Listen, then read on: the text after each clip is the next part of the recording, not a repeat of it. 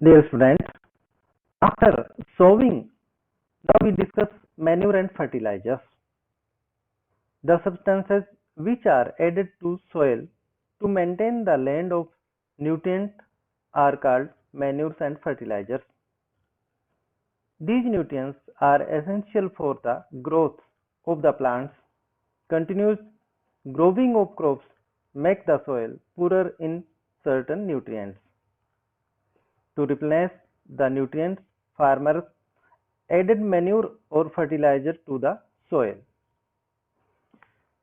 Manure is an organic substance obtained from the decomposition of plants or animal waste. Farmers dump plants and animal waste in pits at open places and allow it to decompose.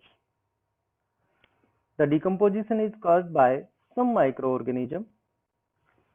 The decomposed matter is used as organic manure. The use of manure improves soil texture and increases the water retaining capacity. But now we are mostly using chemical fertilizers. Fertilizers are chemical substances which are rich in particular nutrient. Fertilizers are produced in factories.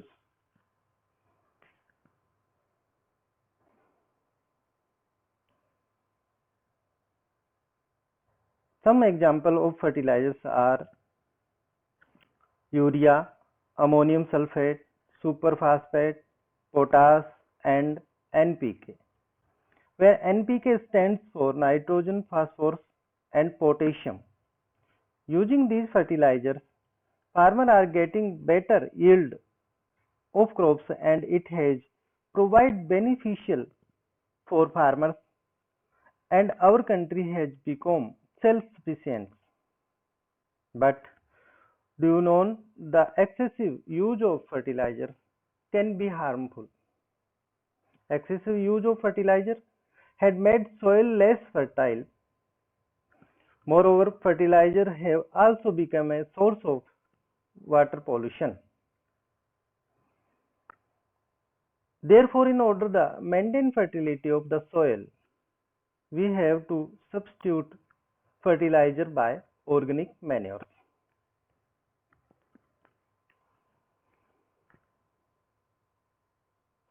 Let us learn about advantage of using manure. The use of manure improves soil texture and water retaining capacity.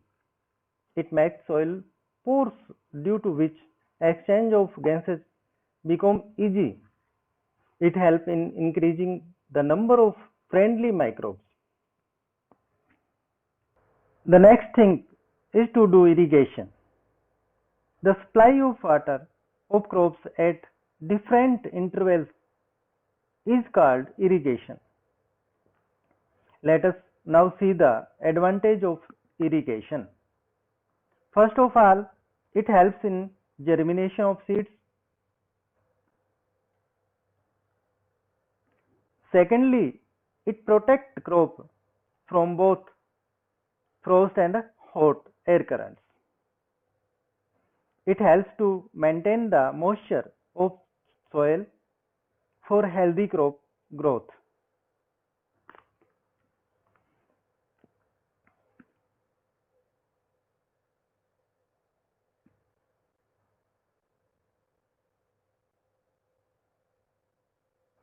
Now we shall learn about sources of irrigation. The sources of irrigation are wells, tube wells, ponds, rivers, dams, and canals. Now how we do irrigation? There are traditional methods and modern methods in use. Traditional methods include use of moat means pulley system,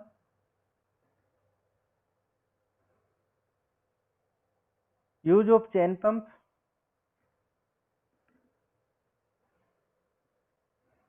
dhekli, and rahat. Rahat is also known as liver system.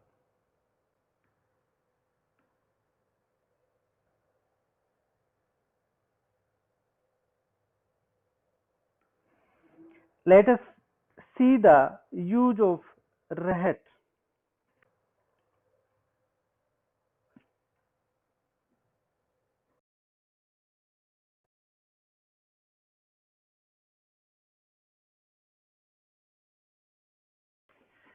As students, you can see in the video the modern method sprinkler system and drip system are two modern method of irrigation that save a lot of water.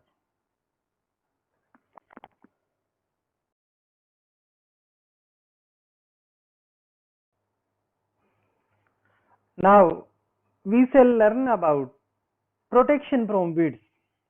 Students, many undesirable plants may grow along with the crops. These undesirable plants are called weeds. The process of removing weeds from the field is known as weeding, or the removing of weed is called weeding. Farmers adopt many ways to remove weeds and control their growth. The best time for removal of weeds is before they produce flowers and seeds. Physical removal of weeds means uprooting or cutting them close of the ground from time to time. This is done by using khurpi and harrow. You can see a person doing weeding.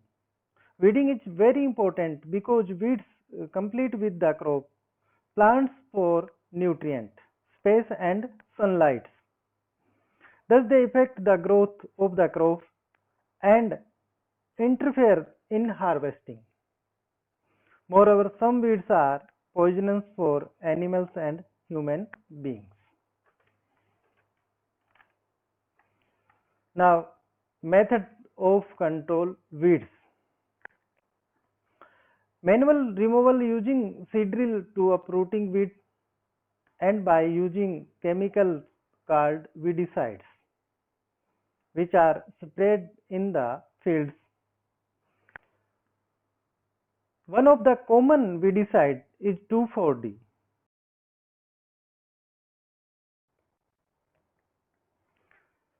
After this comes harvesting. The cutting of crop after it is mature is known as harvesting. It usually takes 3 to 4 months for a cereal crop to mature. Now let us know which implements are used for harvesting of crop. Usually a sickle is used for harvesting, but nowadays a machine called harvester is used for harvesting. Threshing. In the harvested crop, the green seeds need to be separated from chaff.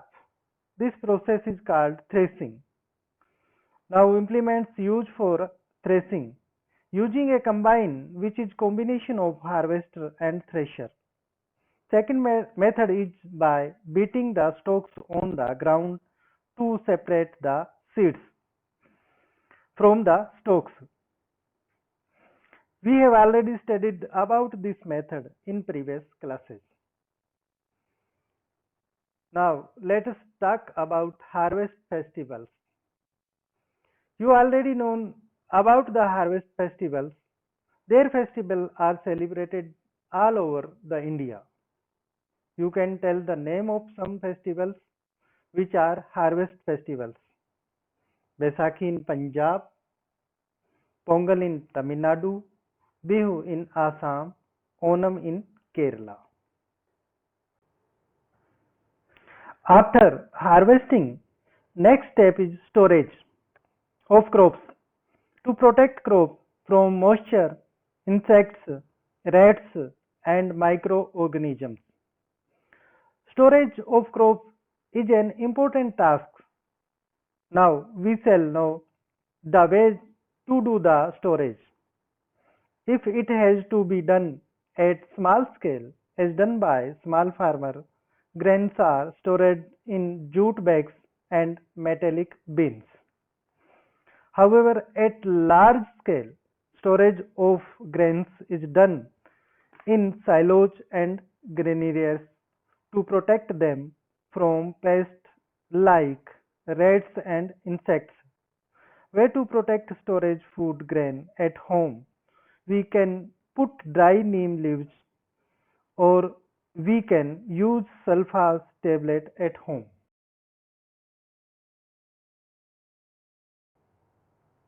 Dear student, I hope that you have understood the chapter.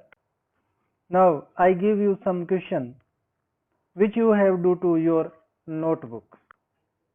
Thanks.